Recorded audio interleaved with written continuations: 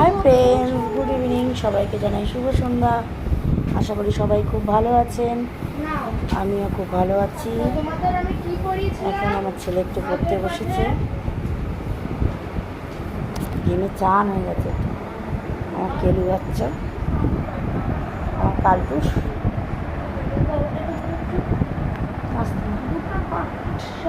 ড্রয়িংটা তুলে রাখ না ওখানটা, জ্বালাতে থাকবে। ড্রয়িংটা তুলে রাখ, নিচে করে রাখ। কি রে বাবু, তোর এখন পুতুল খেলার সময়? আমি পড়বো, এদেরকে বোঝাবো পড়া। ওদেরকে পড়াবো কি? হ্যাঁ, আমি নিজেও বুঝবো।